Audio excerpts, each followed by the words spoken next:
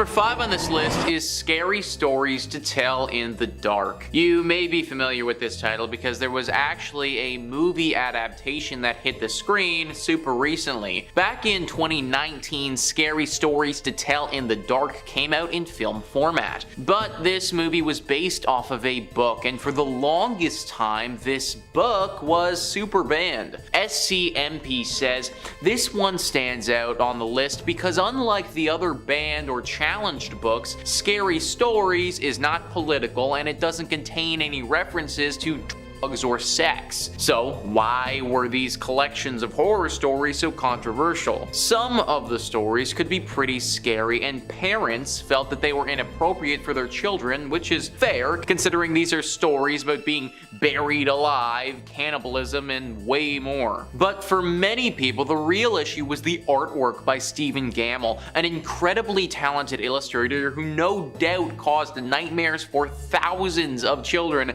since the book's first publication in 1981. So literally, guys, this book got banned because it was too scary. Think about that for a second. The author literally did too good of a job at making a horror book that people thought no one should read it. If I was the guy who wrote this, then I wouldn't know whether to take that as a compliment or like a criticism, to be honest. The people who banned this thing couldn't hold it down forever though, because at the end of the day, it is some great literature for those who love horror. Number 4 on this list is Fire and Fury. Now, this one I felt like I had to bring up because it happened really recently with the former president of the United States. Skyscape says Wolf's gossipy tell-all describes a dysfunctional presidency perpetually in chaos, zoning in at one point on the day the FBI director James Comey was fired. Comey heard about it on TV. Not all of Wolf's claims are accepted as truth, of course. Trump said he didn't authorize Wolf's White House access and didn't speak to him for the first book. Trump's lawyer Charles Harder sent a cease and desist letter threatening a libel lawsuit in an effort to stop publication. Fire and Fury sold out in its first day of a release as a result. By 2021, Trump was speaking to Wolf for Landslide, Wolf's third book in the trilogy. There were countless scandals during the Trump administration, so I feel like this one was just another notch on the belt. Either way though, the government literally did everything in their power to try and get rid of it and stop us from being able to buy it. The opposite happened though, and because it got so much attention, it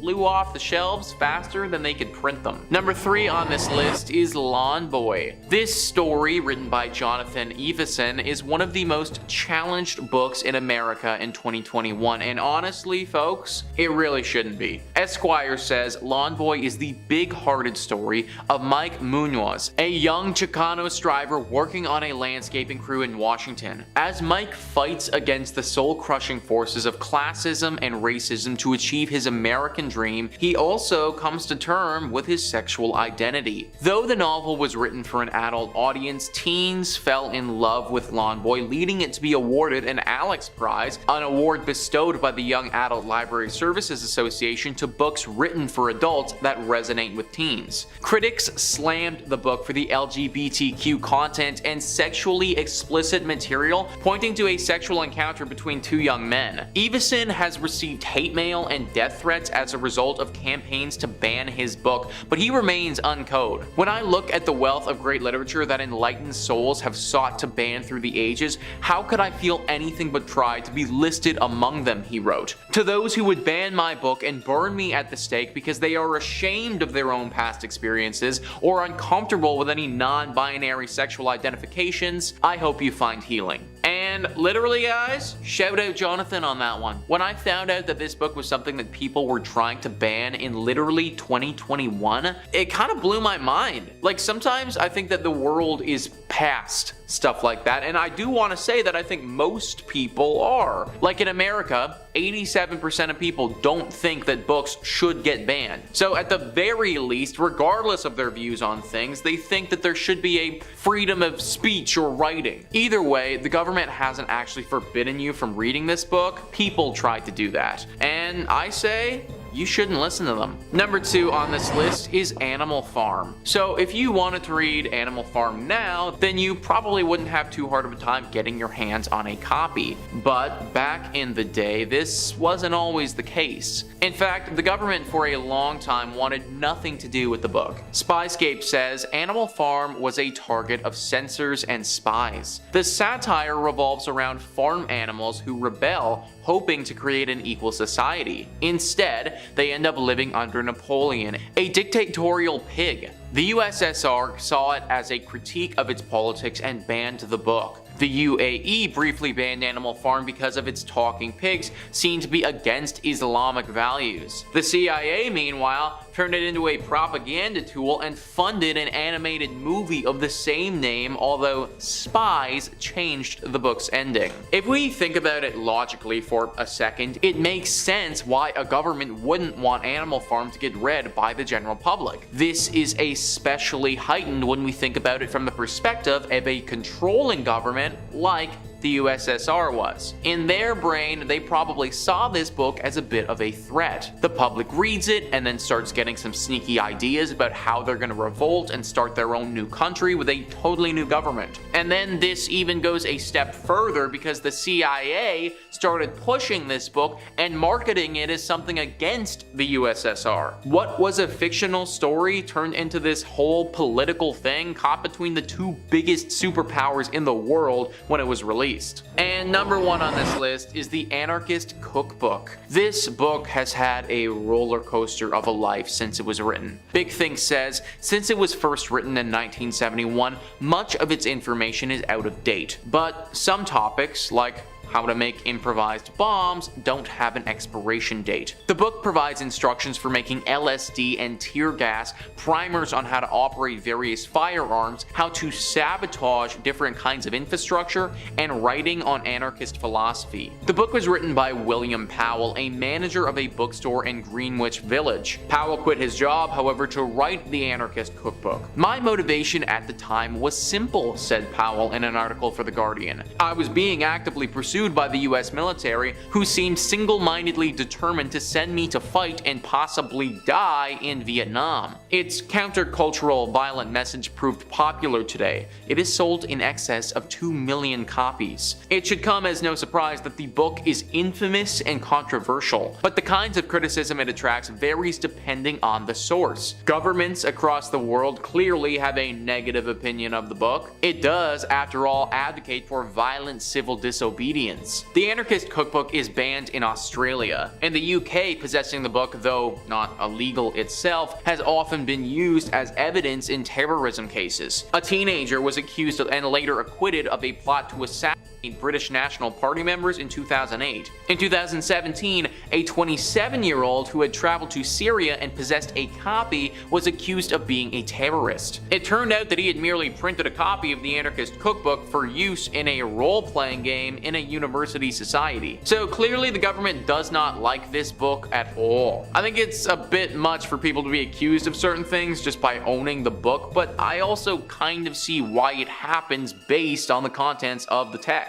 Just be aware that if you pick this book up, then the government may start keeping tabs on you. Number 5. The Book of the Sacred Magic of Abramelin the Mage. The Book of Abramelin, or more formally, the Book of the Sacred Magic of Abramelin the Mage, is a Jewish magic text that is thought to date back at some point in the 14th or 15th century. Now, it wasn't this initial publication that gave it such a notoriety. There wasn't really a lot of book reviewing going on back then. It was when it was upheld by the 19th and 20th century magicians who made up the Hermetic Order of the Golden Dawn, which kind of sounds like a fake bad guy from an RPG, but is a British secret society dedicated to the practice, research, and upholding of old occult magic ways. Can't be that secret though, because I'm talking about it. One of the founders of the Golden Dawn, one SLM Matters, created the first ever English translation of the book in the 1890s, drawing from a 17th century French translation. Mathers' translation became the definition definite magic text of the 19th century, eventually helping inspire Aleister Crowley, the legendary occultist and fixer of one of the best Ozzy Osbourne songs ever. There's all kinds of spells and magic inside the text. Some highlights include spells on how to conjure someone into a donkey, summon a monkey to do your bidding, how to bring forth spirits to fetch you goods. The key point in the text, however, is an epic multi-month ritual that, if performed correctly, will allow the sorcerer to commune with their guardian angel other half. The book posits that everyone's guardian angel is another part of their essence,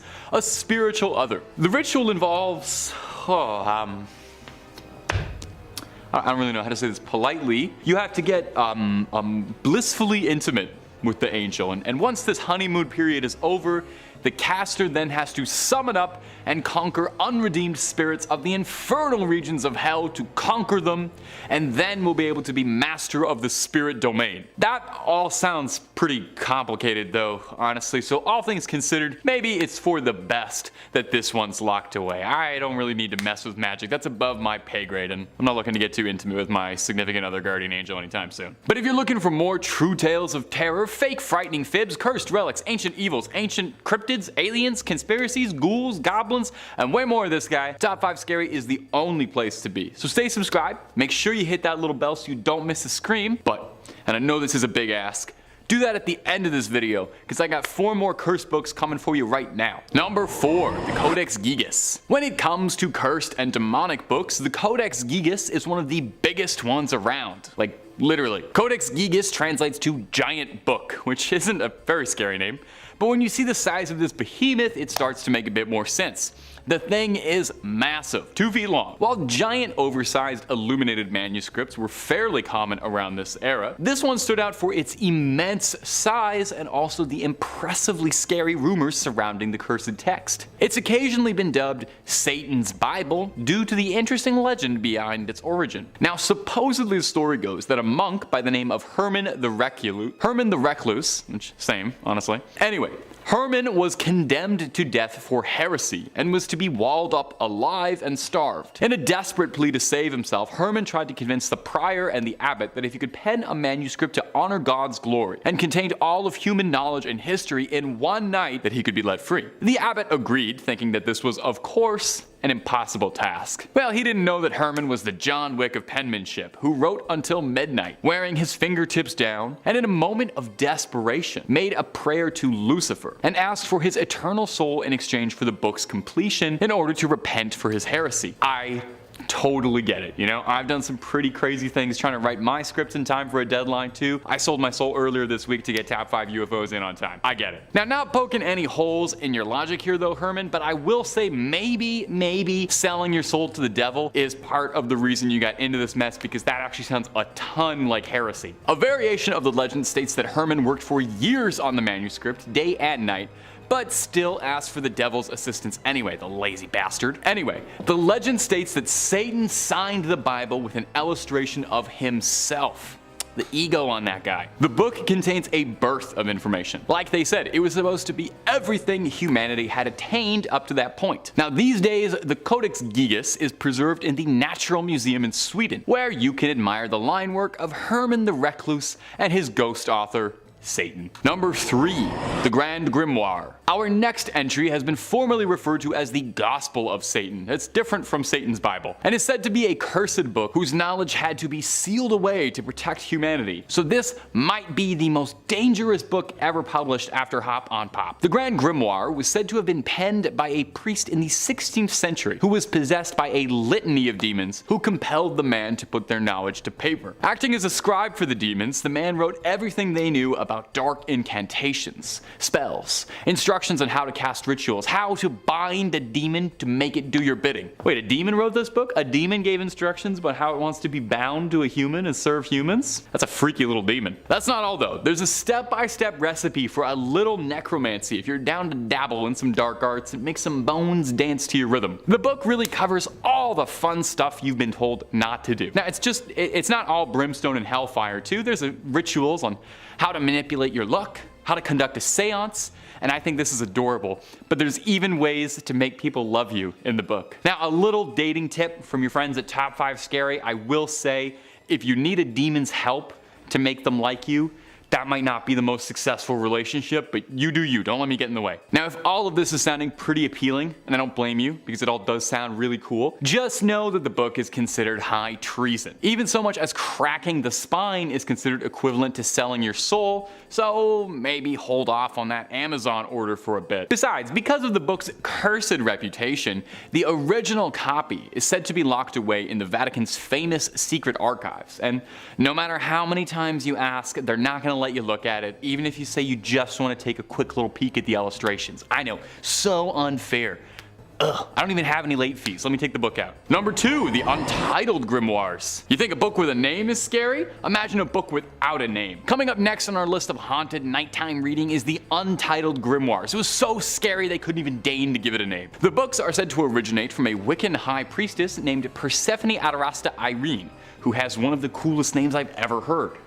She recorded a book of her family's spiritual history. These manuscripts record Persephone's Wiccan history that she reworked all through her adult life. The first book contains around 250 pages of spells, incantations, curses, enchantments, and some information on gems, planets, rites, potions, and exorcisms. Basically anything and everything that a fledgling sorceress or warlock could ever possibly want. The second book is a little more light, the sequel's a bit of a letdown. It's just alchemy, chemistry, cures, perfumes, and tonics. Now, the first book is believed to be the one to carry the curse, as Persephone's spells are believed in Wiccan culture to contain more power than most other records due to her embodiment of her own soul inside the book. They say all authors put a bit of soul in their work, and it seems as if the Wiccan high priestess took that a bit more literally than most of us do. These books would eventually find their way into the possession of one Alice Montserrat, a close working associate of Aleister Crowley, who you know from earlier in the video as one of the most famous practicers of the occult and lover of white horses. Montserrat left an inscription in the first page of the book, warning to all of those who open it, "To those not of the craft, the reading of this book is forbidden. Proceed no further, or justice will exact a swift and terrible retribution, and you will surely suffer at the hands of the craft." This was written in several languages to make sure it came across to just about anybody who opened the book. Now, I'm kind of unclear on that. I don't know, some of the old words, the old English is kind of confusing me. Does that mean the book should be read like it's good? I don't know. Not really getting that. And finally, coming in at our number 1 spot today on demonic dictionaries and evil literature is the infamous Lesser Key of Solomon. Make no mistake from the title, even though it's a Lesser Key of Solomon, it is not a lesser evil. It's an anonymously authored grimoire on demonology, so not written by Solomon. It's also known as Clavicula Salomonis Regis or Lemegeton, is a grimoire. It's a book of magic that gained significant prominence in occult literature. Now, the grimoire is attributed to King Solomon, the biblical figure renowned for his wisdom and mastery over supernatural forces. It's believed to have been compiled in the 17th century, though it draws upon earlier occult tradition and texts. The Lesser Key consists of several sections, or books, each focusing on a different aspect of magic and summoning. The most well-known is the Ars Goetia, which represents descriptions and instructions for evoking 72 demons or spirits, each with its own unique powers and abilities, kind of like Pokemon. These demons are said to be bound by King Solomon and can be summoned and controlled by skilled practitioners. Other sections of the Lesser Key of Solomon includes fan favorites like the Ars Theurgia Goetia, Ars Paulina, Ars Almadel, and Ars Notoria. These sections delve into topics such as angelic invocations, the use of talismans and amulets, and rituals for obtaining divine knowledge and wisdom. Now, the grimoire has had a profound influence on various occult and magical traditions, including ceremonial magic, demonology, and the practice of spirit conjuration. It's been studied and referenced by countless practitioners, scholars, and scary YouTubers throughout history. Now, goes without saying, this is a potentially dangerous text. The act of summoning and working with entities described in the grimoire is not for the faint of heart, and really should be saved for those with a bit of spiritual expertise under their wizard hat. In conclusion, significant grimoire, very, very scary. I'm probably going to leave it closed for now. Its influence and legacy have persisted through the centuries, captivating the curiosity of those seeking esoteric knowledge and supernatural power, or those who are just kind of curious about the whole thing. Number 5 on this list is Shams al-Marif. This book, from my findings, is not inherently evil in its teachings, but is one of those examples of potentially being a bit too much power for one person to possess. It's a 13th century Arabic grimoire written by Ahmed al-Buni. The book attempts to teach its readers how to perform ancient Arabic magic and is very spiritualistic. This book was super influential in Arabic culture and gained a large following. Many good things have come from this book, but also when you have a large amount of people following anything, some take it too far. Wikipedia writes, in contemporary form, the book consists of 2 volumes, Shams al-Marif al-Kubra and Shams al-Marif al-Sugra, the former being the larger of the 2. The first few chapters introduce the reader to magic squares and the combination of numbers and the alphabet that are believed to bring magical effect, which the author insists is the only way to communicate with jinn, angels, and spirits. And that right there is one of the main teachings in this book, the ability to talk to spirits. The amount of scary stories that we've talked about on this channel though, in regards to people trying to communicate with the dead is crazy, and it shows just how often things like this can go wrong. This has obviously happened many a time with this book, and those trying to reach their departed loved one end up contacting a super dangerous demon. I don't think that there's anything morally wrong with contacting the dead, if the dead are okay with it of course, but it seems like doing this always ends up with something bad happening. This grimoire won't curse you just by simply reading it, but if you try and perform some of the rituals it suggests, then it's very likely that you could cause some serious harm to you or those that you love.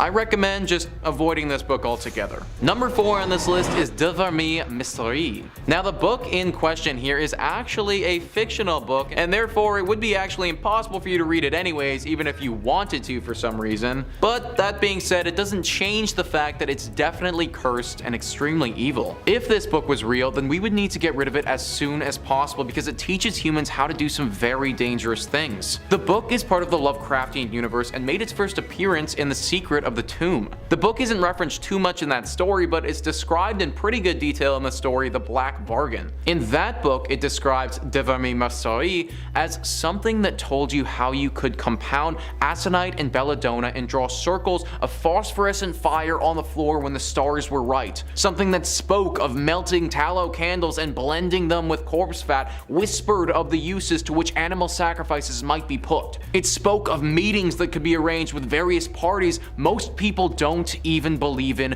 with cold, deliberate directions for traffic with ancient evil. Drawing circles of fire, sacrificing animals, talking with ancient evil, this all sounds like pretty bad news to me. Especially the part that says you can arrange meetings with various parties. It's clear that not only can this book teach someone how to perform any number of spells and incantations, but some of those spells will deal with the summoning of ancient demons and creatures. And if we assume that this book is real and can be read, then that would also mean that the terrifyingly powerful gods Lovecraft wrote about would also be real. Meaning that this book could grant you the ability to summon Cthulhu or something even worse. Summoning your standard demon is already bad enough, but an all-knowing, super powerful god definitely raises the stakes a little bit. This book, from every description I can read about, sounds like something that's just far too dangerous for any human to use and wield safely. If it ever was real and you did happen to stumble upon it, best to avoid reading it at all costs. Number 3 on this list is the Book of Abramelin. Abraham was an Egyptian mage who lived between 1362 and 1458 and dedicated his life to magic. Once Abraham visited Egypt, and there he met a magician, not that magician which you see on TV shows, but that who really knows dark magic and dark secrets. He told Abraham many dark and mysterious secrets and strange things which you and I can never imagine. He told him how to live the dead person, the location of under-earth treasures, how to contact devils. Besides this, he also told him the secrets of becoming invisible and flying in the sky. That last passage that I just read was written by Sharik Kamal while he was listing the most cursed books of all time. This book is known to be dangerous, and it isn't just because of the contents in it either. Yes, summoning the dead and performing dark magic in its own right is very dangerous and has the potential to cause serious problems for you and those around you. This book, though, may just be inherently cursed to begin with. Many people who have read this book, even those who don't go on to perform any of the rituals or incantations that the book describes, have gotten horribly bad luck afterwards. Like the second they opened up the book and started reading, their entire life just flipped on its side. Some have said that afterwards their home became haunted by some dark spirit and they had to move. It's almost as if the book itself is a portal to another demonic dimension, and just the action of opening it could cause something to leak out. I'm sure that Abraham was a great writer, but no book is worth dying over, so I won't be reading this one anytime soon. Number 2 on this list is The Great Omar. This book is believed to be the cause of one of the most tragic disasters in all of human history, sinking the unsinkable ship, the Titanic. No, you don't catch Leonardo DiCaprio reading this book in the 1997 movie version, but maybe he should have. This book, even though it is deeply cursed, is potentially the most ornate and beautiful books to have ever been created. In fact, it took over 2,500 hours to create this book, which translates to over 100 full days. One would think that a book of this kind would fetch quite the pretty penny, but that actually wasn't the case. In fact, the man who binded this book, Francis Sangorski, had an extremely hard time trying to sell it to anyone. Finally, he did find a home for it in America and was in the process of sending it over there, but it never reached its destination though, because it was on the Titanic. Now, the reason that people think this book had something to do with the unsinkable ship sinking is because only a week or so after the ship had gone down, so did Sangorski. He died by drowning to death a very short time after the book had also sunk to the bottom of the ocean. This is why people believe that something about this book will curse those around it and potentially lead to someone drowning. I personally think it's a bit of a stretch to just assume that having this book caused the entire Titanic to sink.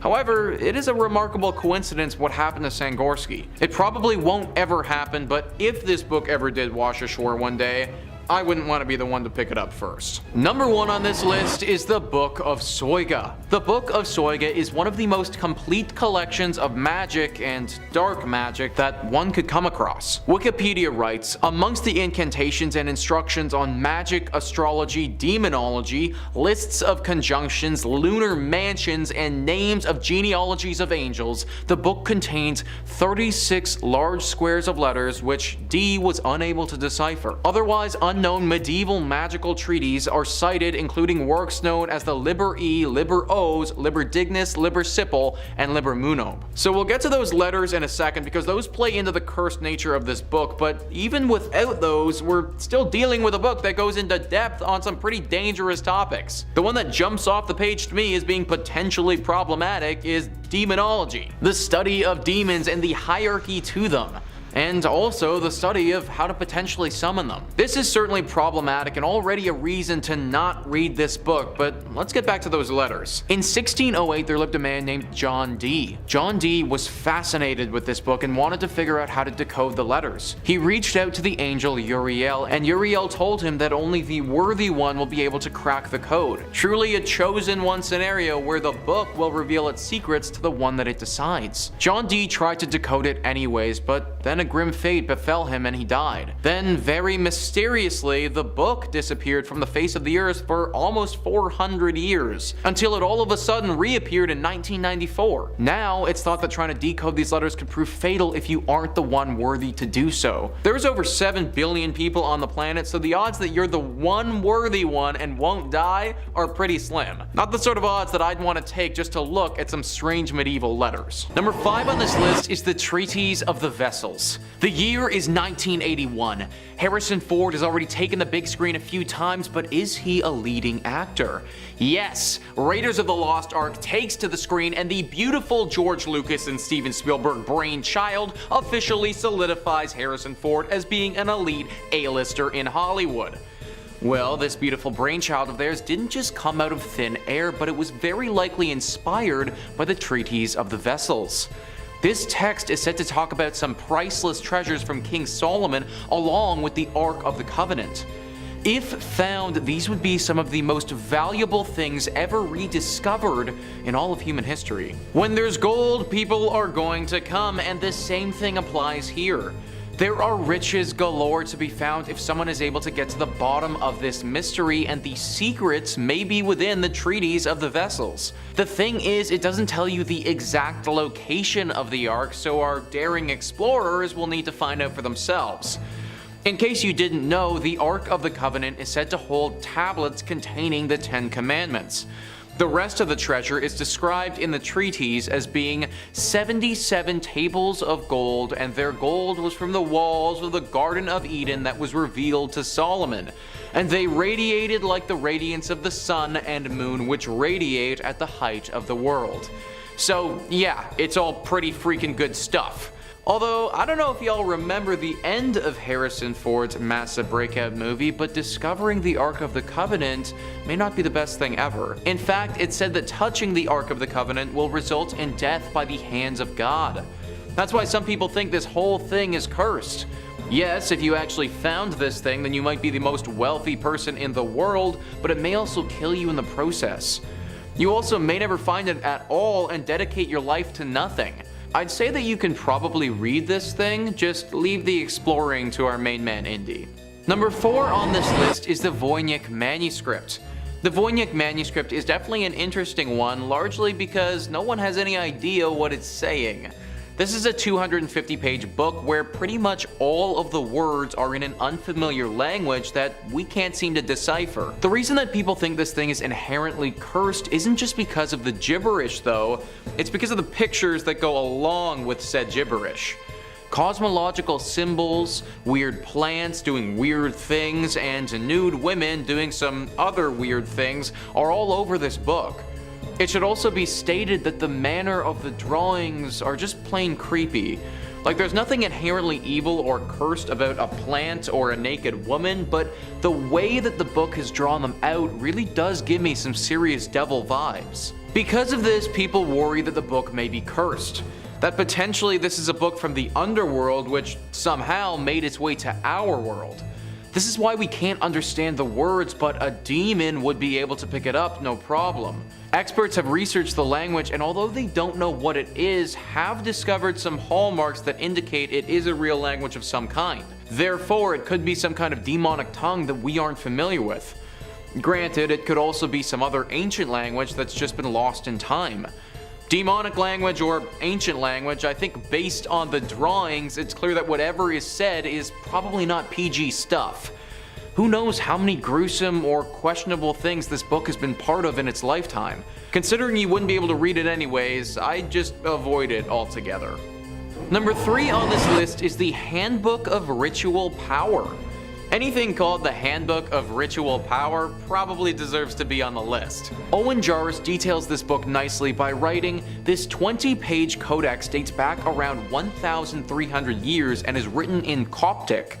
It contains a variety of magical spells and formulas including love spells, spells for curing black jaundice, and instructions on how to perform an exorcism. The text may have been written by a group of Sethians, an ancient Christian sect who held Seth, the third son of Adam and Eve, in high regard. The opening of the text references a mysterious figure named Bactiotha, whose identity is unknown. I give thanks to you, and I call upon you, the Bactiotha, the great one who is very untrustworthy, the one who is Lord over the 40 and the 9 kinds of serpents," a translation of the text reads. The researchers who translated and analyzed the text call it a Handbook of Ritual Power. It is now housed at the Museum of Ancient Cultures at Macquarie University in Sydney. The university purchased the Codex in 1981 from a Vienna-based antiquities dealer named Michael Fackelman. Where Fackelman got it from is unknown. Spells, formulas, black jaundice, all of this sounds quite a lot like some of the other books that we've looked at in the first 2 parts of this series.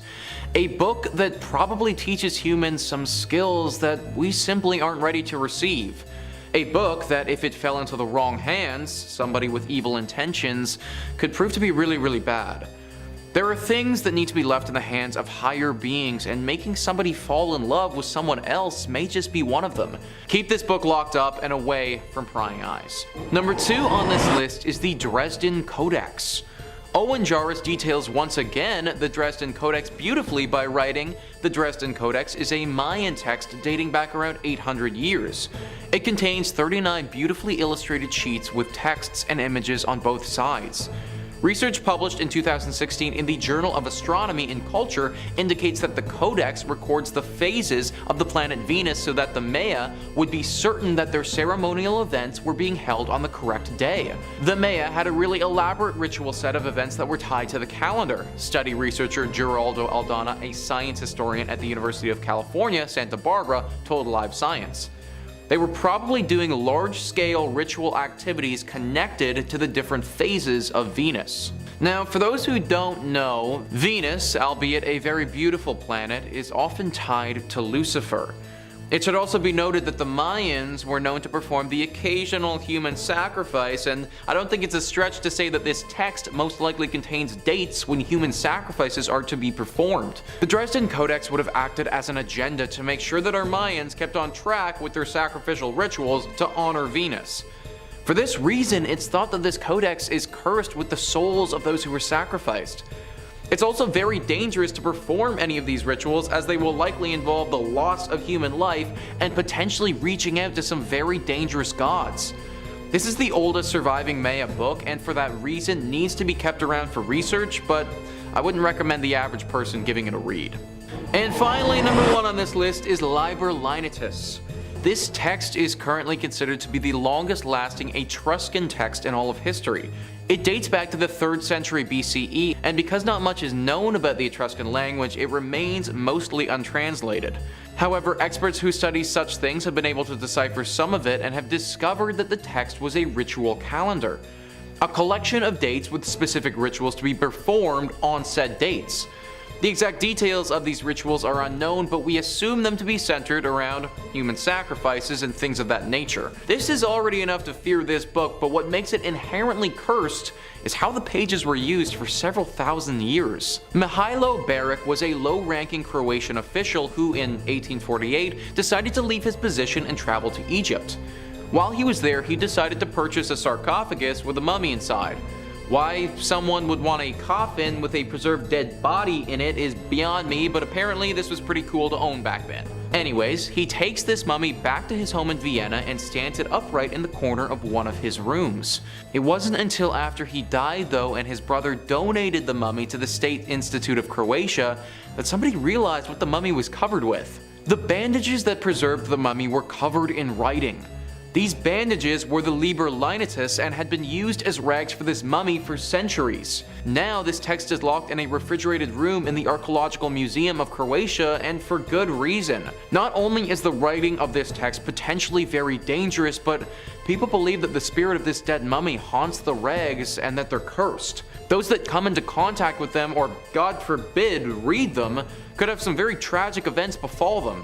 For this reason, I highly recommend staying away from the Liber linteus at all costs. Number 5 on this list is Long Lost Friend. This book is really interesting because even though there are multiple copies around the world, there's only one particular copy that has a serious curse to it. The book itself was written in 1820 by John George Homan and is basically a collection of spells and other folk remedies that would be very useful if you were running a farm. A lot of the content in the book has to do with healing livestock and casting a spell to have better yields come the harvest. One copy of this book, though, was pretty much directly responsible for the murder of its owner. Orrin Gray writes, while the book itself is intended to be benign, containing as it does wonderful and well-tested remedies and arts for men as well for livestock according to its original German title, the tome took on a rather sinister reputation following the so-called Hex Hollow murder committed by John Blymer, John Curry, and Wilbert Hess. The three men broke into the home of their neighbor Nelson Raymer because they said he'd put a curse on them and they were trying to find his copy of the Long Lost Friend and destroy it in order to end their affliction. Unable to do so, they instead killed Raymer and attempted to burn down his house. Raymer's supposed copy of the book never turned up. After this incident had happened, the men sort of came to their senses and it felt to them as if they'd been under a spell and lost their minds for a little while. People have theorized that the single copy of the Long Lost Friend that Nelson Raymer had owned was cursed, and through its curse had basically set this tragic event in motion. orphan. Similar to the One Ring in Lord of the Rings, after it sabotaged its owner, it went into hiding, and now no one knows where this book went. Hopefully it stays hidden and the curse it holds is never brought to the light again. Number 4 on this list is the orphan story. The orphan story is one of the few entries on this list where the subject matter isn't too demonic or troubling in nature. It's, as the title would suggest, a story about an orphan who at 14 years old leaves Spain to go on some adventures. The curse with this book seems to be when someone studies it. The story was written by Martin de Leon Cardenas in the early 1600s and since then has racked up the death toll for those who've worked on the book. A Peruvian academic, Belinda Palacios, has said, "I laughed it off, but I was a bit apprehensive at the same time. It's taken a while because the people who have worked on it have died, one from a strange disease, one in a car accident, and another of something else. A book that if you spend extensive time with it will inevitably lead to your death. No one knows where this curse originally started from. Potentially the author had written something into the book where if somebody spends a long time with the work, they'll eventually suffer a grim fate. Or potentially through the years of its publication, the book has had something sinister happen to it that then caused those who worked on it to suffer greatly. I find it very interesting that this curse only seems to apply to those that study or put great effort into the book. From what I've read, those who just simply read the book for pleasure will be fine. That being said, any book that has the potential to curse me with death is something that I'd like to keep off my reading list. Number 3 on this list is Tomino's Hell. Tomino's Hell is one of the most famous works from the Japanese poet Sajo Yaso, but it's famous for all the wrong reasons. It's not actually a book, so I'm leaving the parameters of this video a little bit, but it is a one-page poem that has dire consequences if read aloud. It was initially released in 1919 and started to gain some popularity because those who read it felt very troubled and uneasy when doing so. The poem's subject matter is very disturbing and graphic, and it's understandable why it would make somebody feel uneasy. It's about a child named Tomino who lived amongst abusive parents and decided to write all of her sorrows into a poem. That poem is found by her parents and they respond by locking her up in a cage and not feeding her. Eventually she dies from disease and malnourishment. So the poem itself is pretty bloody depressing to begin with. Throw on the fact that when you read it out loud you actually get cursed, and now we have one of the most dangerous pieces of writing in the world. Tomino's Hell, if you read out the poem in its entirety out loud, is said to curse you forever. The curse ranges in severity and can come in the form of almost anything. Illness, financial ruin, accidents, death of a loved one, or even death of yourself are all in the potential cards for what might happen if you read this poem out loud. One of the most famous instances of this is filmmaker Suji Terayama, who made a movie based on the poem and then shortly died soon afterwards due to illness. There have been countless others who have suffered similar fates after reading this poem as well. I've actually avoided reading the poem even silently while I was doing this entry and just read people's descriptions on it. For your safety and your family's safety, I recommend that you avoid it as well. Number 2 on this list is Codex Gigas. This book is often referred to as the Devil's Bible, and anything that's called that has to make this list. It's one of the strangest books in the world because even though it's only 320 pages in length, it actually weighs roughly 160 pounds. The origin behind this dark book is widely debated, but the most popular legend includes a Buddhist monk. It's said that in the 16th century, a Buddhist monk broke a promise to his master, and as a punishment, he chose to lock himself in a room and have no food or no water. He spent days in that room writing 310 of the current 320 pages in the book. The last 10 he couldn't finish though, and instead of enlisting the help of someone from our world, he decided to get someone else to help. It was the devil. He called to Lucifer himself, and Lucifer answered his call. The monk died, but Lucifer finished the remaining 10 pages and left his devilish mark on the book forever. The book is now locked up in Vatican City for safekeeping, but it's said that somebody stole those last 10 pages written by the devil, and nobody knows where they are now. What's written in those last 10 pages is also a bit of a mystery. The devil could have written horrible spells in there that could result in awful evil sweeping across the land. He may have also put a curse on those last 10 pages, and those who read it will fall victim to whatever curse he decided to leave behind. Who knows how dangerous this book could actually be? Either way, if you ever stumble upon Codex Gigas, I don't recommend giving it a read. Number 1 on this list is the Grand Grimoire. Grimoire. The Grand Grimoire is considered by some to be the most dangerous book on the planet. The exact date this book was written is unknown, with some estimates putting its first publication in the early 1400s, but other experts saying that it was probably written some 500 years after that. The writer of this book is thought to be Antonio del Rabina, who, other than writing this grimoire, pretty much a complete mystery. The Key of Solomon and the Lesser Key of Solomon are often on people's most cursed books list, and much of the teachings in the Grand Grimoire was taken from those original texts. This book, the Grand Grimoire, serves only one evil purpose. It teaches someone how to summon and make a pact with the devil. Wikipedia writes, the work is divided into two books. The first book contains instructions for summoning a demon and for the construction of tools with which to force the demon to do one's bidding. The second book is further divided into two parts, the Sanctum Regnum and Secrets. The Sanctum Regnum contain instructions for making a pact with the demon, allowing one to command the spirit without the tools required in book 1, but at greater risk. Secrets contain simpler spells and rituals one can employ after having performed the ritual in the first book. Some editions contain a short text between those two parts dealing with necromancy. The book describes several demons as well as the rituals to summon them in order to make a pact with them. It also details several spells for winning the lottery, talking to spirits, being loved by a girl, or making oneself invisible. This book is made to be an evil cheat code to life, something that somebody can use to hack the game and get a leg up at everything. And don't get me wrong, winning the lottery would be a pretty cool superpower to have, but at what cost? How much of my soul am I gonna have to sell to a demon to get that done? How do I know that I'm gonna perform these spells properly? Like, if I'm an amateur, then I could very easily screw something up and fatally injure myself in the process. Also, summoning the devil is never the best idea to begin with either. This book is just far too powerful and far too sinister for humans to have access to. Number 5. The Book of the Sacred Magic of Abramelin the Mage. The Book of Abramelin, or more formally, the Book of the Sacred Magic of Abramelin the Mage, is an old Jewish magic text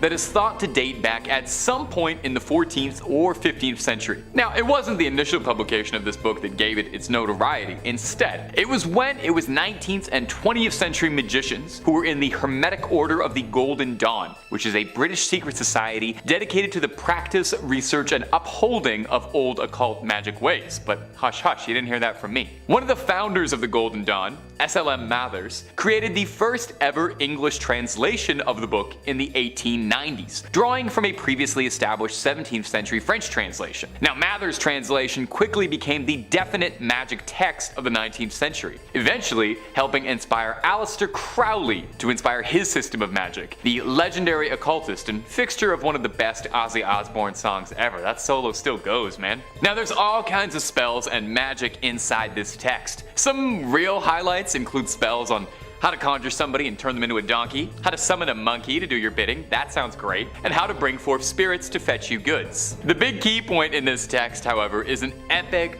multi-month spanning ritual that, if performed correctly, will allow the sorcerer to commune with their own guardian angel. The book theorizes that everyone has a guardian angel and that they are another part of their essence, a spiritual other half of yourself. The ritual involves, I don't know how to say this politely. You have to, well, they say you have to get blissfully intimate with your other half. Once the honeymoon period is over, the caster then has to summon up and conquer unredeemed spirits of the infernal regions of hell to conquer them. And then they'll be able to master the spirit domain. That sounds like a lot of irredeemed spirits. I hope my angel might help out a little bit with that. This all sounds very complicated, so all things considered, maybe it's for the best that this one's locked away. Seems like heavy reading, not before bedtime. And if you're looking for more true tales of terror, fake frightening fribs, cursed relics, ancient evils, aliens, cryptids, conspiracies, ghouls, goblins, and pretty much everything spooky you can think of, Top 5 Scary is the place to be. Stay subscribed, but way more importantly, stay scared. Okay, let's keep going. Whole lot more video to get through. Number 4. Book of Soga. The Book of Soga, also known by a more complicated name, the Alderia Siva Soga Vocor, is an occult text that hails back from the 15th century. I'm pretty sure just saying that name out loud in front of the camera, I probably caused a curse on The Office, so I'm sorry about that. This text would have been lost to time, just another forgotten cursed manuscript, if it weren't for the obsessive efforts of John Dee, a 16th century polymath who had his hands in just about every field of study. Polymath is a fancy word for a guy who studies studies just about everything, and D practiced chemistry, physics, astronomy, and also the occult. You know, there's always more to learn, right? Mr. D was particularly interested in contacting angels to learn the secrets of the universe. And this book contains a litany of recipes for magic spells and all sorts of writings on demonology and astrology, but most importantly, and what caught Mr. D's attention, is that the book is said to include the names and genealogies of all of heaven's angels.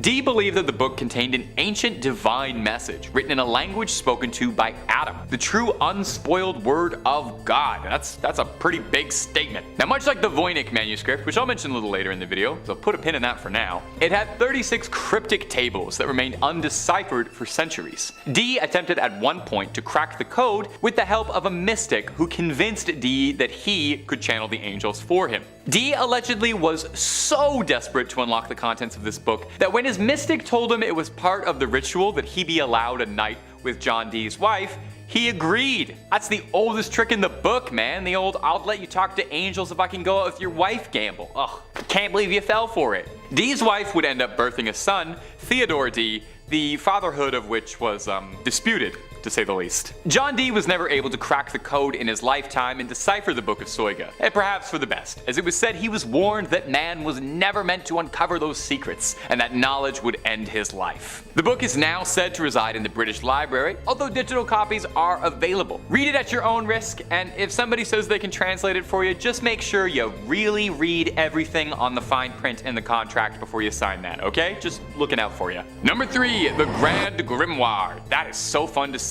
This next entry has been nicknamed the Gospel of Satan. So if you're looking for an indication as to whether or not this book is, evil, there you go. They had to put that on a sticker, put it on the cover right next to the Oprah's Book Club recommendation. This book is said to have originally been written by a man possessed by the devil sometime in the 16th century. It's an infamous occult text and is said to contain dark incantations, spells and rituals, tools on how to force demons to do one's bidding, and even some instructions for a little necromancy 101 for fledgling dead raisers. It's not all brimstone and hellfire though. There are also reports on how to make pacts with spirits for personal gain, rituals to win the lottery, talk to ghosts, make yourself invisible, and even adorably, how to win love. Never heard of a demon working to help someone fall in love. Now, all that sounds cool, definitely. I know I would love to have like a little skeleton minion who could help me with chores, maybe be like my little buddy. I love playing a necromancer in Skyrim, but these things don't really work out if you don't know what you're doing. Take a look at Full Metal Alchemist, that didn't work, they didn't know what they were doing. Even opening this book is considered equivalent to selling your soul to the devil. Soon as you crack the spine, it's like signing the contract. Because of the book's nefarious reputation, the original copy of the manuscript has been sealed away inside the Vatican's secret archives, and not currently available to the public. So I don't think whatever they're listing on Amazon as the Grand Grimoire for $10 is the real Grand Grimoire. Number 2, the Voynich manuscript. The Voynich manuscript has got to be one of my favorite stories of a mysterious manuscript, ever. I guess that's why I put it at number 2. Unlike a lot of entries on this list, it's actually very easy to come across a digital copy of the Voynich manuscript. It's available to read online. The only trouble is reading it honestly probably won't do you a lick of good, since it's written in a language no one has ever heard of and there's no record of it ever having existed. Yale University has the entire thing up and available online if you're feeling confident enough that you can take a crack at it and feel like banging your head against a brick wall for a few hours. The book is a handwritten, hand-illustrated codex of 240 pages of pure mystery, featuring gorgeous illustrations and typography, and what the book is about is your guess is as good as mine, honestly. Carbon dating suggests that it stems from the 15th century, and analysis of the style of the text and illustrations within suggests that it could have been penned during the Italian Renaissance. But just about every single aspect of this thing is shrouded in mystery. We don't even know what it's truthfully called. The Voynich manuscript is the name it was given after the initial owner, Wilfrid Voynich, purchased it in 1912 and brought it to public attention for the first time. Sorry, not the first owner, I'm sure several other people owned it before him. As such, the language inside the book is occasionally referred to as Voynichese. Now, some pages are missing, lost to time completely, and the pages we do have are just a puzzle. Some are foldable sheets of various sizes, some pages have wondrously drawn diagrams or illustrations showing things like plants, some fictional, some real, and astrological symbols, drawings of people. Over the years, there have been several efforts to try and decode and document the book and figure out just what it is. A prevailing theory, admittedly a boring one, is that it's a guide to botany written in a mysterious script, a forgotten language, an uncrackable code, an incredibly convoluted hoax. Of course, with any good mystery, there are some wild theories. Some say the Voynich manuscript could be written from an extraterrestrial gifted to humanity, or written in demonic script perhaps, or that biblical language that we were mentioning in the book Sogas a few points ago. Like I said, it's available online, so I leave this up to you. If you manage to crack it, let us know down below in the comments. We're all clamoring for it. And number 1, the Codex Gigas. When it comes to cursed and demonic books, the Codex Gigas is one of the biggest ones around. Like, literally. Codex Gigas translates to giant book, which isn't exactly a scary name. When you see the size of this behemoth, it starts to make a little bit more sense. This thing is massive, 2 feet long. Now, giant, oversized, illuminated manuscripts were pretty common around the area the book was penned, but this one stood out for its immense size and the dark rumors surrounding the supposedly cursed text. Don't even try reading this thing, just lifting it will give you a hernia. That's the curse. It's occasionally been dubbed Satan's Bible due to the legend surrounding its origin. It's a good story, so get cozy. Supposedly, the legend goes that a monk by the name of Herman the Recluse, which is also what they used to call me, was condemned to death for heresy and was to be walled up alive and starved. In a desperate plea to save himself, Herman tried to convince the prior and the abbot as a whole that if he could pen a manuscript to honor God's glory, and that it would contain all of human knowledge and all of human history in one book, and if he could pen it in one night, he would be let free. The abbot agreed, thinking this was, of course, impossible. Herman wrote until midnight, wearing his fingertips down, and in a moment of desperation, made a prayer to Lucifer and asked for his eternal soul in exchange for the book's completion in order to repent for his sins. I totally get it. You know, I gotta be honest, I have done some pretty nutso stuff trying to make sure my scripts get in time for deadline. Haven't quite sold my soul to the devil yet. I usually just rail Red Bulls, but I'd probably make a similar deal under a similar deadline. Now, I don't want to poke any holes in Herman's logic here, but I will say maybe selling your soul to the devil is part of the reason you got into this mess in the first place, because that does sound a little bit like heresy, but it's not my place to judge. I'm not an archdeacon. A variation of the legend states that Herman worked for years on the manuscript, day and night, but still was unable to complete it in his lifetime and asked for the devil's assistance. Anyway, no matter the story, the legend states that Satan signed the Bible with a particularly terrifying illustration of himself. I mean, take a look at it, it's horrifying looking. The book contains a birth of information. Like they said, it was supposed to be everything humanity had attained up to that point in one big book. These days, the Codex Gigas is preserved in the Natural Museum in Sweden, where you can admire the penmanship of Herman the Recluse and his ghost author, Satan. Number 5 on this list is the Sworn Book of Honorius. This is an ancient medieval grimoire that was very influential and was apparently written by Honorius of Thebes. I say that word apparently because it's currently unknown whether Honorius of Thebes was actually a real person or a complete myth. If he was real, then he's said to have a deep connection with religion, magic, and the devil. This book, the Sworn Book of Honorius, is said to be the oldest medieval grimoire to date, with some people estimating that it was written back in the 1300s. Even though Honorius of Thebes was said to have written this book, it's said to be a collection of many magicians who attempted to condense the knowledge that they had into 93 chapters. The book covers a wide array of magical topics. This includes having the ability to travel to purgatory, or to potentially save someone from purgatory, or even send them there in the first place.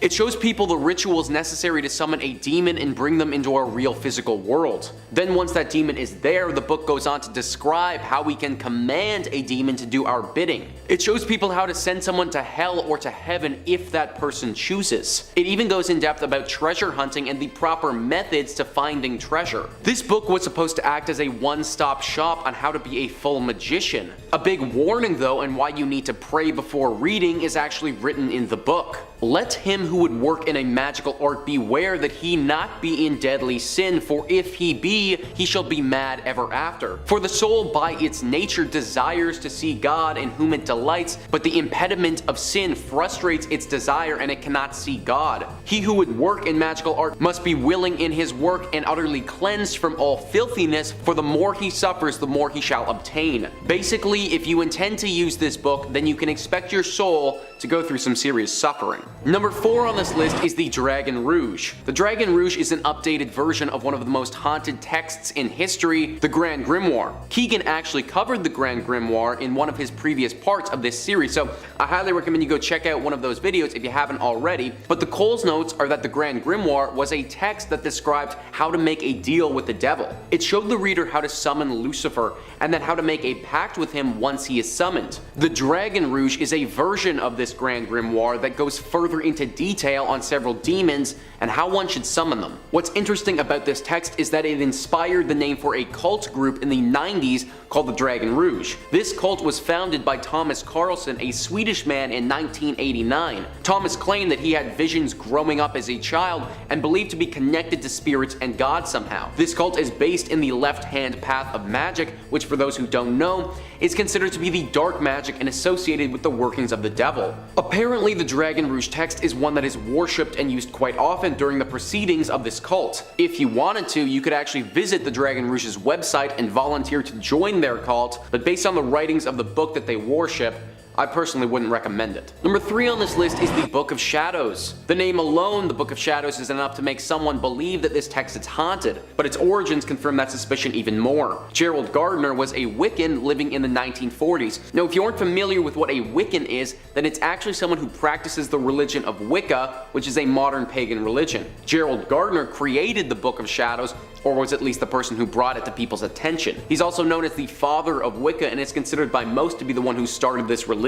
He may not have actually been the one to have written the book though, because he says that he received this ancient text from a secret coven of witches. Owen Davies, an expert on haunted books, says that this book was one of the last of a line of worshippers of an ancient fertility religion, which he and his followers believed had survived centuries of persecution by Christian authorities. This obviously made this text extremely valuable to Gerald, and he used it as a means to gain more of a following for his religion. Inside this book are magical rituals, spells, enchantments, and a variety of instructions for how to perform other sacred summonings. This book is said to be extremely dark in nature and certainly something that you would want to pray before reading. Gerald apparently used many of these spells and rituals through his life as he praised witchcraft. Others who have read this book have reported feeling extremely cold and getting the sensation of being watched. Any book that you apparently receive from a coven of witches has spells on how to worship them, and it's called the Book of Shadows. It certainly can't be any good. Number 2 on this list is the Great Omar. The Great Omar is one of the prettiest and ornate books that you will ever see in your life. Back in the day, book binding, the process of assembling a book and putting it together, was considered by most to be an art form. This book really proves that, having taken 2,500 hours to create and using emeralds, rubies, and sapphires in its creation, it really was a marvel. The text in this book contained a bunch of 4-line poems by Omar Khayyam. These poems were apparently filled with temptation and condemned by the church because of that. That being said though, after the book was constructed, Sangorsky, the man who designed the book, wanted to sell it at an exorbitant price. Problem was, not many people wanted a book that would cost them thousands of pounds. This book traveled by ship back and forth from Europe and America several times with no apparent buyer in sight. This continued until it's made its way onto a very famous ship called the Titanic. Obviously, the Titanic did not reach its destination, and the Great Omar sank to the bottom of the Atlantic Ocean, where it rests to this day. However, what gives this book the designation of being haunted is that only a week or two later, Sangorsky himself died. He died from drowning, just like the people on the Titanic would have died. Ever since this has happened, people believe that the Great Omar was actually cursed, and that it could have potentially been the cause of the Titanic's demise and the death of Sangorsky. It could all be one big coincidence, but I don't recommend reading the Great Omar 2, which was published by Sangorsky's partner later in life, because some evil may just befall you. Number 1 on this list is the Lesser Key of Solomon. The Lesser Key of Solomon is a book that came after one of the oldest grimoires to ever exist, which is the Key of Solomon. Now, the Key of Solomon was estimated to have been written in the 15th century, whereas the book that we're looking at right now, the Lesser Key of Solomon, was said to have been written 2 centuries later. The first book talks a lot about the power of God and utilizing that power for personal gain. Typically, this was done through extensive worship of God and various ceremonies that that praised his power. The Lesser Key of Solomon, though, takes a far different approach. This book expanded on those principles but mainly dove into demonology. Its pages studied the hierarchy of demons and the beliefs surrounding demons. As many of you are probably expecting, though, it didn't just stop there at an intellectual study. The Lesser Key of Solomon went far deeper and described the process in summoning demons and traveling to the demon world. Its pages show a much greater appreciation to Satan and discuss the great power that can be obtained from worshipping demons and the devil. It goes into detail on how to craft potions that you can give to other people that will then put them under your spell. This book is also said to be heavily cursed. It is reported that if you own this book, you are susceptible to demonic possession. Previous owners have reported strange ongoings such as pages turning on their own, other books flying off of the shelf, and dark creatures appearing in their home. Therefore, owning this book is said to be extremely risky, and even though you might get a glimpse into how to navigate the underworld, you could become a victim to one of those very demons that you're trying to summon. Number 5. St. Mary the Virgin Church. Clop Hill, England. I gotta say, that sounds like it's a fake place, like where Sir Topham Hatt lives. Well, not only is it real, but it's home to a bone-chilling haunted church, St. Mary the Virgin Church. Now, St. Mary was built in 1350 outside the main settlement of totally real place Clop Hill. Traditionally, churches are built facing the east. I didn't know that. It's so it can align with the sun rising, which in Christianity is associated with heaven and the Messiah. Churches have their altars facing east, so you pray in that holy direction. Well, St. Mary's just had to be a little different, and this church is facing the west, facing away from God. And it's why some people believe the church is hosted to evil spirits, as facing west means they've shunned God and opened their doors to the devil. Paranormal investigators have strongly suspected the church as being host to satanic rituals. As the church fell into disuse, it became a popular spot for vandals, and if you believe the legends, black magic. In 1963, a local couple saw two people wandering around holding a human skull, which definitely I think would cause you to look twice. The people told the couple that they had found the skull in St. Mary's, where it had been jammed into a wall. When the couple went to investigate, they found on the floor a breastbone, pelvis, and leg bones, all laid out in a pattern used for black mass. Pretty spooky. Scattered cockerel feathers and tracings of two crosses filled in red were found inside the church as well.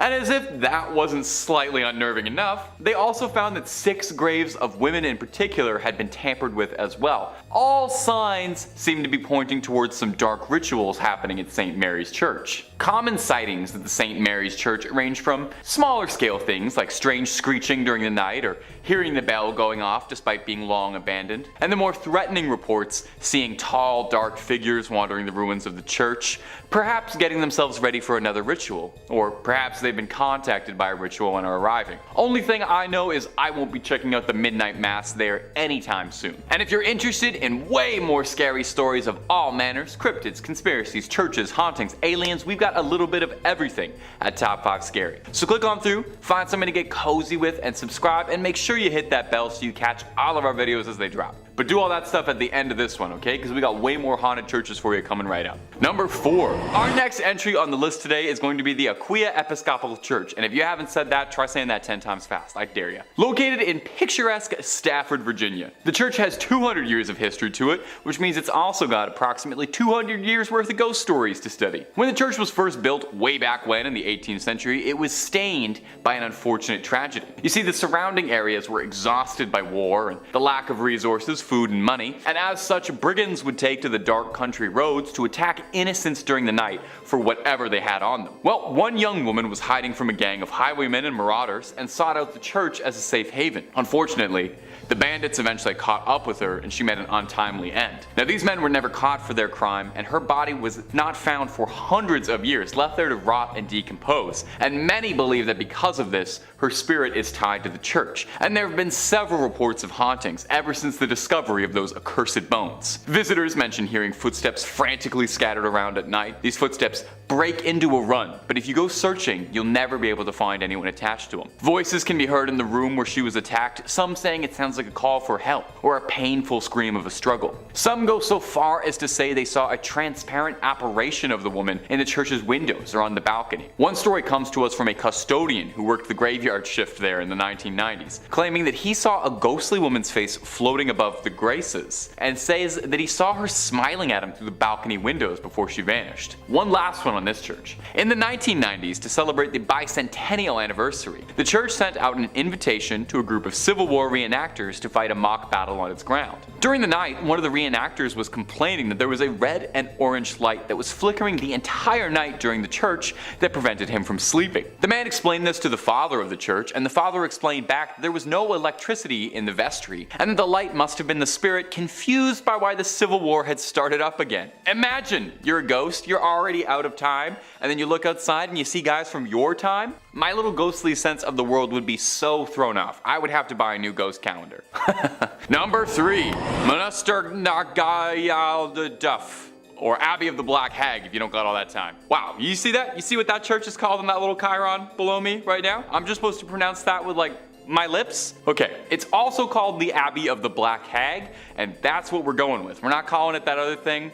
I'm not doing that. Black Abbey of the Hag, only name this church has ever gone by, and it was built in 1298. And it was one of the well-known medieval convents in Old Ireland. The remains of the abbey still stand today in a secluded valley, making it already mysterious and supernatural place just that much more supernatural and overgrown and spooky. I mean, the place is called the Abbey of the Black Hag. You don't name a place that unless it's extremely haunted or if there's like a cool boss fight or something there. Sounds like it's straight out of Dishonored. It's believed that the last abbess, horrible word by the way, in charge of the abbey practiced witchcraft, and in the scary way, okay? She brought death, misfortune to the surrounding areas. Pope Martin V condemned the abbey, not being down for witches at all. The accused witch left to live out in the damp, deserted abbey by herself, which she probably loved because it sounds scary. Over time, her skin blackened, her hair furled, and her soul twisted, leading to the place being renamed the Abbey of the Black Hag. And if you can believe it, there's actually more to this one. The Count and Countess of Desmond once called the abbey home when attempting to flee their attackers, where the Countess was fatally struck by an arrow and buried by her husband. But it wouldn't be the end of the Countess, because sightings of a ghostly figure around the ruins of the abbey were common, meaning someone eventually went to dig up that grave, finding worn out finger bones, meaning she was still alive when she was buried.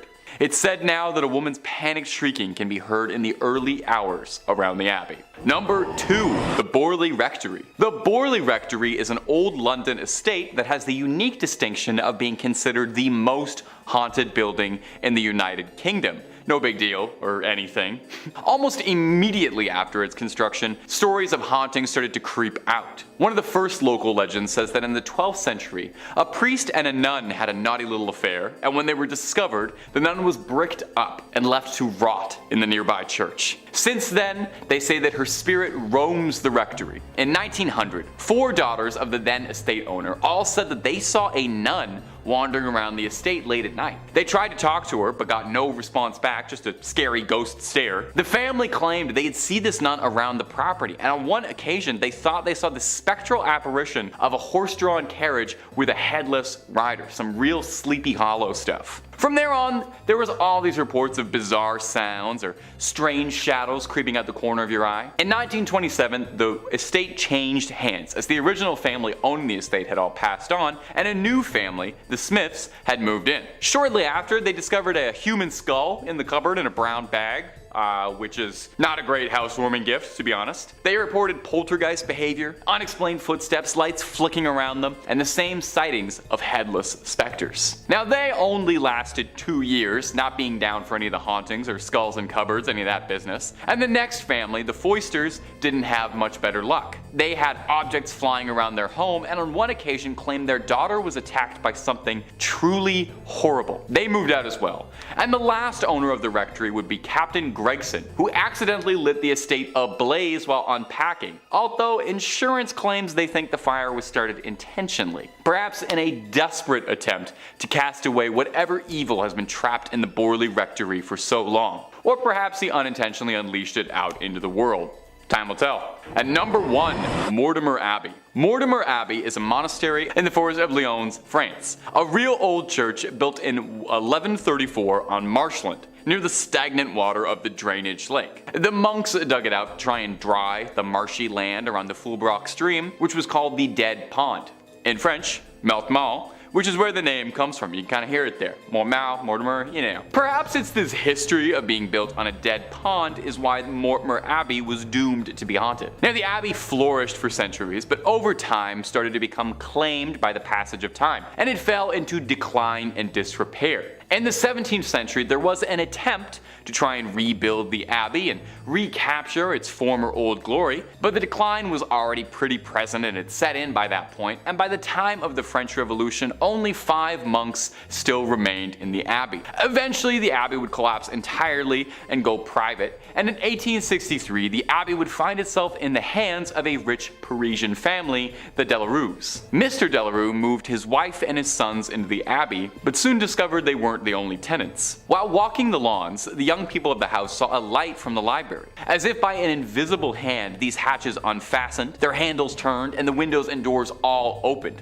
The paintings on the inside of the Abbey turned themselves around and steps thundered out into the halls, and nobody moved out immediately after. I would have started looking for new real estate right then and there. But one night the young de la Rue, Charles, had his fiancée over to come see the estate that would become her new home in marriage. She was offered the guest room, but found herself terrified during the night when she couldn't sleep because she was too busy being tormented by mysterious sounds and objects around the room that were hurling themselves around, being possessed by something. Having had, quite frankly, enough, like I think any of us might have, the young suitor announced she would never live in this house, called off the entire marriage, and hurried back to Paris tout de suite, where there were plenty of handsome young men asking her hand in marriage who didn't live in old haunted estates, okay? That's the message to take away from this. Get the love you deserve, and the love you deserve is not in a haunted house. Number 5 on this list is the Sacred Book of Abramelin the Mage. This book was written by, and yep, you guys guessed it, Abramelin. Abramelin held a belief that every single person had their own unique personal demon within them. Kinda sounds like the guy who's been through a few rough breakups if you ask me. He believed though that even though we all had this personal demon, that it could be tamed and it could be controlled. Sort of like this inner power that you have that once you're capable of controlling, it will be very, very strong. If you have this inner demon tamed, then you'll be able to perform supernatural feats and abilities that the average human won't be able to do. That's basically what this book is all about. Taming your inner demon and learning to work with it so that you can harness that power. Then, once you've done so, this book will teach you what sort of powers you're able to perform. Now this all sounds pretty legendary actually. I think that everybody would love to be able to channel some magical part of themselves and perform supernatural feats. The book, as with many on this list though, comes with a downside. If you have this book in your possession, then you're said to be haunted by spirits from another dimension. And these spirits will bring you horrible luck. Maybe if you channel your inner demon quick enough and then get rid of this book, it could be worth it, but something tells me that it's going to take longer than an afternoon to do that, which probably makes this book too dangerous to use. Number 4 on this list is the Arabetel. The Arabetel, or the Arabetel de Magia Veretum, is an ancient text that has some questionable things in it. Although the intentions of this book are good and it may have helped some individuals live a better life, there are dark things in here as well, and the better life can't be said for all people who use this book. Ancient Origins writes, the Arabetel is a Renaissance period grimoire and one of the most influential works of its kind. Unlike some other occult manuscripts that contain dark magic and malicious spells, the Arabetel contains spiritual advice and guidance on how to live an honest and honorable life. The Arabetel is said to have been written in 1575 AD. The author remains unknown, although it has been speculated that it was written by a man named Jacques Gohori. The focus of the Arabetel is on nature and the natural relationships between humanity and a celestial hierarchy. It centers on the positive relationships between the celestial world and humans, and the interaction between the two of them. The Arabetel was an extremely influential work for its time. So as we can see, this ancient text isn't inherently evil in nature, or at least that wasn't its initial intention. However, this book has been connected to some urban legends, and one copy of the text in particular is definitely cursed. It's believed that back in the 1600s, this book fell into the property of a young Polish farmer. The farmer grew obsessed with this book and the dark and malicious spells that it contained. He cursed his rivals and made it so that their crops would never grow. He turned into this evil warlock who the whole region feared. Even though they feared him, they weren't going to give up all hope. The people rose up and attacked this warlock farmer. They killed him, but before he died, he cursed his copy of the Arbetel so that whoever reads it will die within 60 days. Needless to say, the people weren't about to test this guy's curse out, and they hid the copy of the book away. Nowadays, nobody knows where it went, and it could still possibly be out there. So if you do ever pick up one of these texts and give it a read, then you're basically rolling the dice and just hoping that it wasn't that same copy that got cursed. Number 3 on this list is the Book of Soga.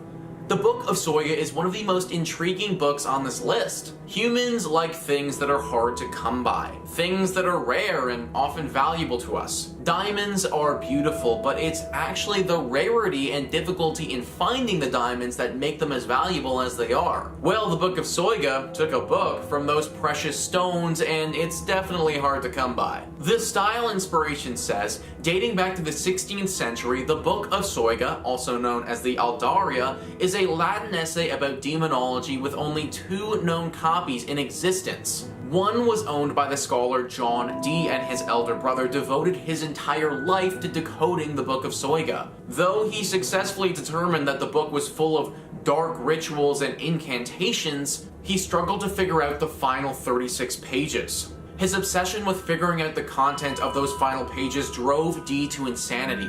Obsessed, he even hired a medium to summon the archangel Uriel to help with the translation. Speaking through Dee's medium, Uriel apparently explains that the book came into existence when Adam ended paradise and that it could only be interpreted by Archangel Michael. After Dee's death, the book was thought long lost until 2 copies were found in 1994. Since then, many have been tempted to try and complete these works, but it comes with a serious risk. According to legend, anyone who successfully deciphers those final pages is destined to die in under 3 years. So dying in 3 years obviously isn't the best, but the good part about this is because it's so rare, it's pretty unlikely to stumble on this book and give it a read. This is like a legendary Pokemon of cursed books though, so if you do ever come across it, don't read it, but definitely scoop it up and put that thing on eBay. In that case, the Book of Soga might actually be a blessing. Number 2 on this list is the Lesser Key of Solomon. This book is so cursed that it doesn't even need to be read to curse you. Literally just being in its proximity can do the trick. Slapped Ham writes, the Lesser Key of Solomon, also known as the Clavica Solomon's Regis, is a cursed grimoire of demonology. Its original authors are unknown, and it's said to be comprised of texts compiled sometime in the 17th century. The book contains passages on how to conjure spirits of the dead and demons and how to control these entities to do your bidding. Curses and invocations also play a large role in the ancient text. Esoteric topics like how to become invisible and locate missing or stolen items are covered. Recipes for love potions and liquors of persuasion are also scattered throughout the book. This definitely isn't the book you want to own. It's reportedly so cursed that it will doom anyone who keeps a copy on their bookshelf. Those who've owned it have reported strange occurrences like pages turning on their own and books violently flying across the room. Strange whispers and shadow creatures have also been reported by owners of the manual. Owning the Lesser Key of Solomon is also believed to bring about catastrophic bad luck. It's said that the only way to break the book's curse is to burn the pages and properly dispose of the ashes. Finally, someone making some sense. How many times have I gone on this channel and talked about how we just need to start burning things? Cursed books, cursed houses, cursed objects. Screw all of it, let's just burn it. At the end of the day, this stuff is really cool, but I'm not out here trying to have my life ruined by some weird book. Burn it hot and let's be done with it. And finally, number 1 on this list is the Codex Gigas. Codex Gigas is one of the closest things that we have to a Bible for the devil. And anything that carries a weight to it like that needs to be on this list. The style inspiration says, at 92 centimeters, the Codex Gigas is the largest extant medieval illuminated manuscript in the world. Just like everything evil, it comes with 2 names, and the Codex Gigas' second name is more than a little foreboding: the Devil's Bible. The history of the book is heavy to say the least.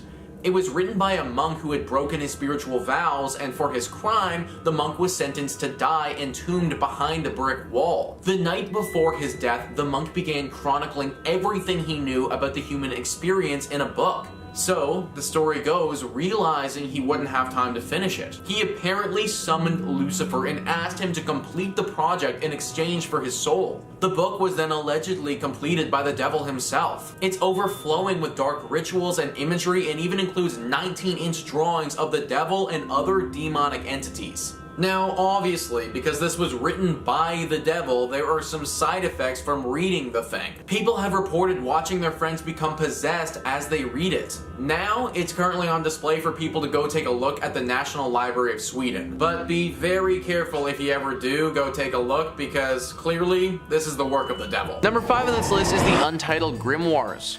The Untitled grimoires were written by a witch, and really not the type of book that you want to be reading before bedtime. Or actually reading at all for that matter. Digital Trends says, the Untitled Grimoires is a set of 2 handwritten, spiral-bound spell books sold by an online retailer for nearly $14,000 back in 2013. The books were handwritten in the 1960s by Persephone Adrasta Irene, a high priestess of Wicca who supposedly led her own coven. All 250 pages are filled with incantations, spells, enchantments, and details on how to summon spirits and demons. However, there was a serious catch. The seller warned buyers that any non-believers who messed with the books would bring a deadly curse upon themselves, while Persephone herself explicitly tells readers on the first page that proceeding with the book would have serious consequences. She wrote, "To those not of the craft, the reading of this book is forbidden. Proceed no further, or justice will exact a swift and terrible retribution, and you will surely suffer at the hand of the craft." So, literally anyone who can't perform dark magic already can't read this book and learn how to perform dark magic without dark magic coming and cursing them. Seems like a kind of a stupid way to get people to join your club, but I guess I'm not familiar with the ongoings of witches. Either way, there is no doubt that this book is deeply cursed. I can't imagine spending 14 grand on this thing unless you literally were already familiar with dark magic yourself, and I guess then you could make use of the book, but that's not me. People who have tried to read this thing have had some horrible tragedies befall them, so I highly do not recommend it. Number 4 on this list is Pseudomarchia Daemonum. Wow, okay, that was an absolute freaking mouthful, so I'm not going to be calling it that anymore, because it's also called the False Hierarchy of Demons, and I'm going to be saying that from here on out. Ancient Origins says, this is a great compendium from the 16th century dictating the names of 69 demons. The list initially appeared as an appendix to a book about demonology and witchcraft by Johann Weyer. The son of a civic service merchant, Johann Weyer was a Dutch doctor and occult practitioner born in the Netherlands in 1515. Well versed in Latin from a young age, Weyer quickly became a student of Heinrich Cornelius Agrippa, a famous magician, theologian, and occultist in Antwerp. It appears that Weyer's fascination with magic began while working under Agrippa, but later escalated after he became a doctor in his own right. He was summoned to a particular fortune teller's court case and thereby asked by the judge for advice on the topic. The court case started his interest in researching the witchcraft way of life, culminating with his decision to attempt to defend those who were accused of practicing.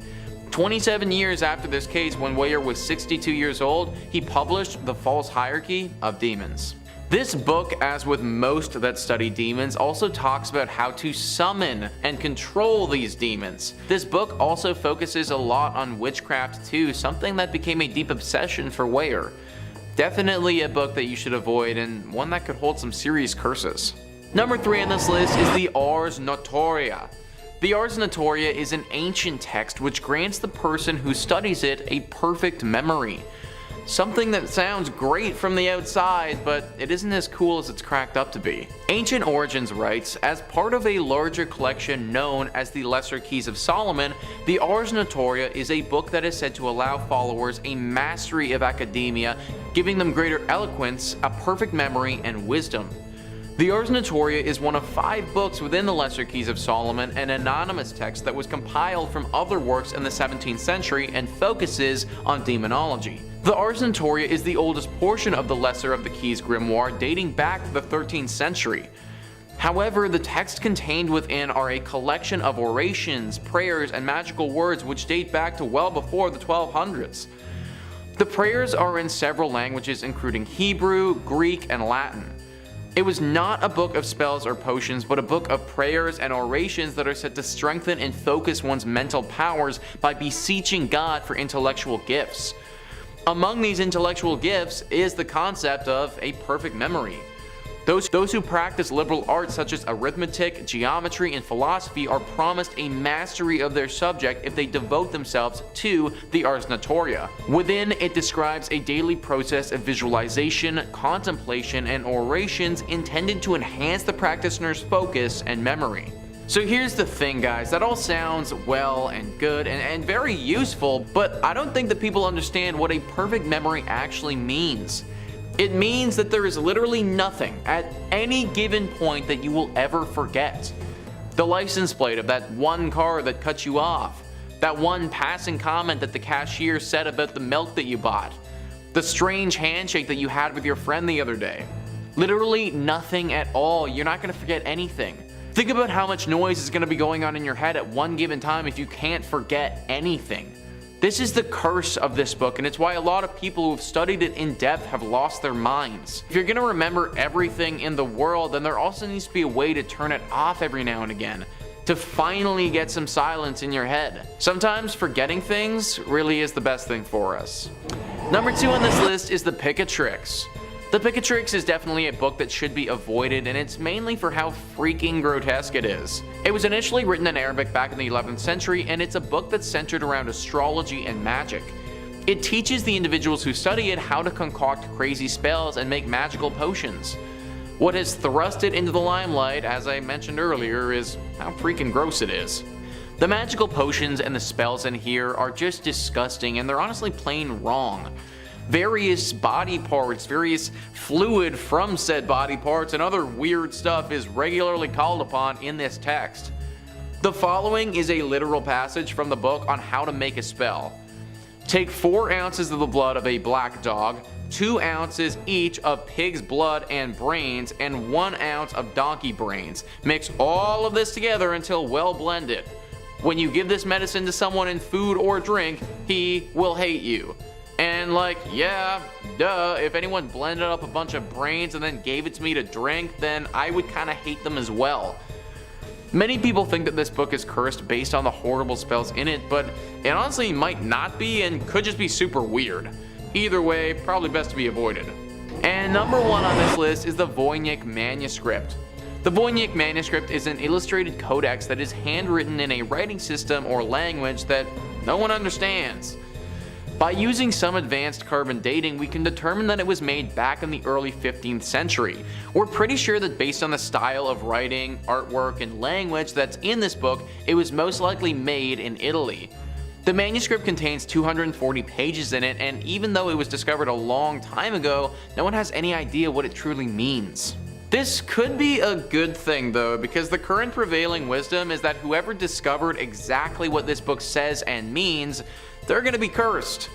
Some think that this book has an ancient alien curse that's attached to it, and that it was dumped in Italy hundreds of years ago by said extraterrestrials.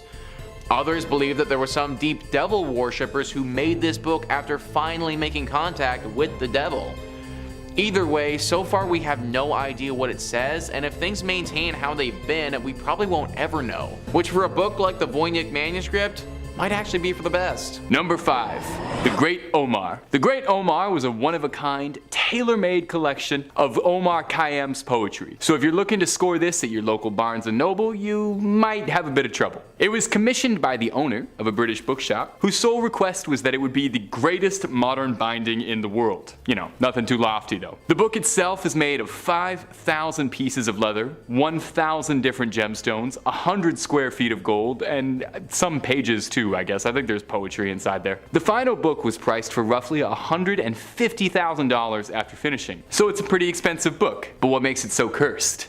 Well, when the Great Omar was purchased, it was bought by an American buyer and had to take a transatlantic trip on a little ship called the Titanic, a boat which, as far as I know, has never been involved in any sort of historical events of note whatsoever. The Great Omar was never recovered from the wreckage and sank with the ship. 10 weeks after the book kissed the ocean floor, the man who bound it, Francis Sangorski, drowned while on vacation at only the age of 37. A little suspicious, isn't it? A bookbinder in the 1930s tried to recreate the great Omar, Stanley Bray. He finished the second iteration just in time for World War II to begin. The book was placed in a vault on London's Fore Street, which was one of the first sites to be bombed. I guess they heard about the book. The safe that held the book endured through the Blitz, but the safe's contents and the second great Omar was incinerated and lost to the war. A third version has been crafted and is currently being held in a vault in the British Library, although given the book's history, I don't feel like I would be too comfortable spending any time around it if I didn't have to. Hey, liking what we do here at Top 5 Scary? Well, we always love a little subscribe.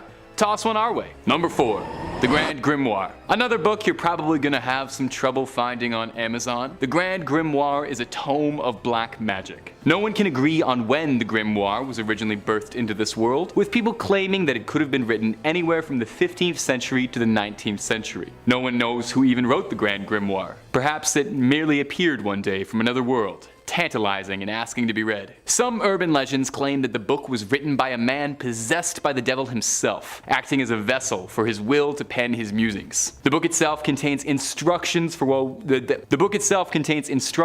would-be warlocks to summon all manner of demons and sinister servants of the underworld, even including guides on how a fledgling necromancer could learn how to raise a spirit from the dead. Now, if all that sounds appealing to you, it's said that even so much as cracking the spine of the Grand Grimoire is enough to seal your soul to damnation, the literary equivalent of promising your soul to the underworld. The church, obviously, sought out to quell the rising threat of the Grand Grimoire's dark musings, and it is said that the original Grand Grimoire, gosh, that is fun to say, is currently being held sealed in the Vatican's legendary vault, where it shall never again be seen by prying eyes, or those wishing to uncover its many dark secrets. There are alleged excerpts that have been reprinted and made available, but the full Grand Grimoire itself hasn't been seen by anyone in what would be centuries. Perhaps for good reason too. I mean, if the myths and legends around the book are to be believed. Number 3. The Book of Abramelin. The Book of Abramelin, and I'm sure I'm pronouncing that wrong, I'm sure one of you ghouls and goblins will let me know, or the Book of the Sacred Magic of Abramelin the Mage, if you're not into that whole brevity thing, is an allegedly magic text that is thought to have been written at some point during the 14th century. It wasn't until the 19th century that it became recognized for its power, when the Hermetic Order of the Golden Dawn translated the book into English in the late 1890s.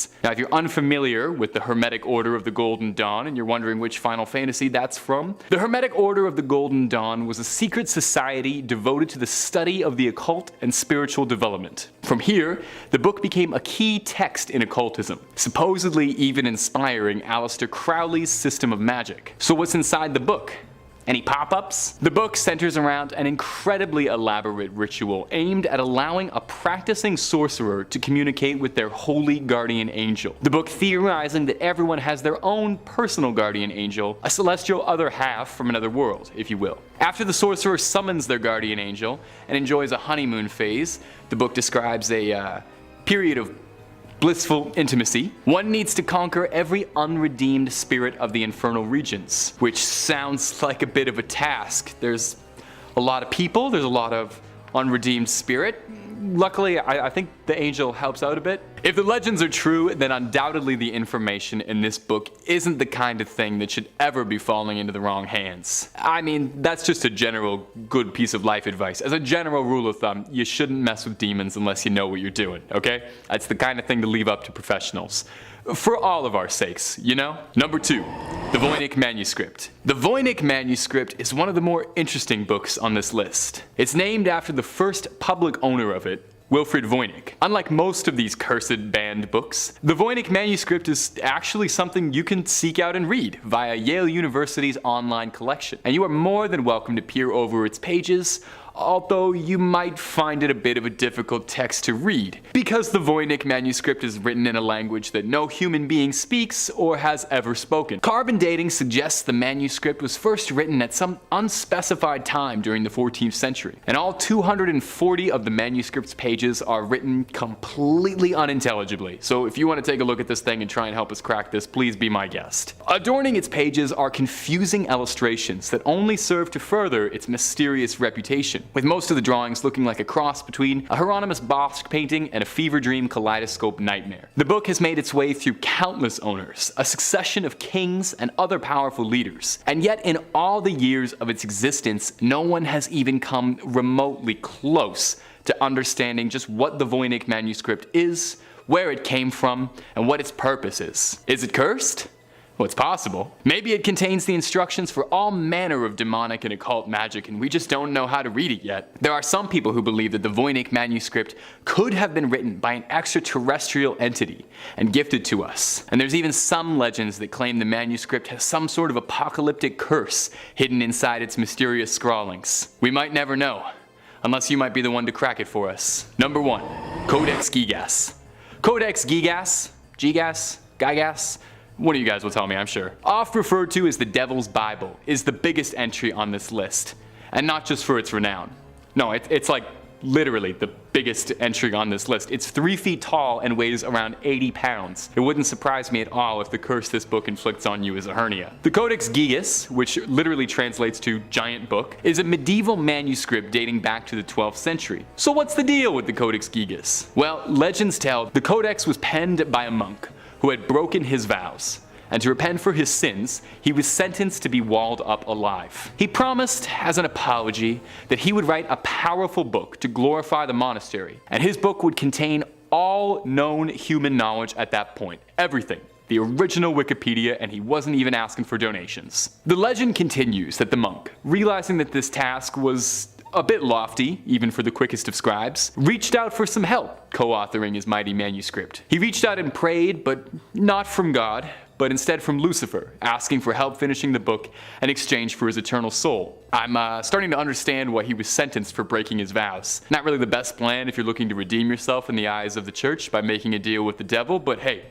we've all done pretty crazy things trying to make a deadline, I totally get it. It's said that Lucifer himself helped complete the book, and the monk drew a portrait of the devil himself as thanks. That's where the book gets its name, the Devil's Bible. The book is replete with occultism, dark rituals, and imagery. I mean, after all, it's said to contain the entirety of the knowledge of the human race up to this point. So who's to speak what sort of sinister secrets are kept between its giant pages? There were estimates and tests to try and recreate the manuscript, suggesting that even one man writing, without illustrations, would have taken the better part of 2 decades to write the calligraphy present inside that book. So did this monk have some otherworldly help? Maybe just a huge stack of Red Bull? And what is inside this book? If your Latin's any good, the manuscript is kept on display in the National Library of Stockholm. Just be careful what you read. You got no idea what you could bring into this world.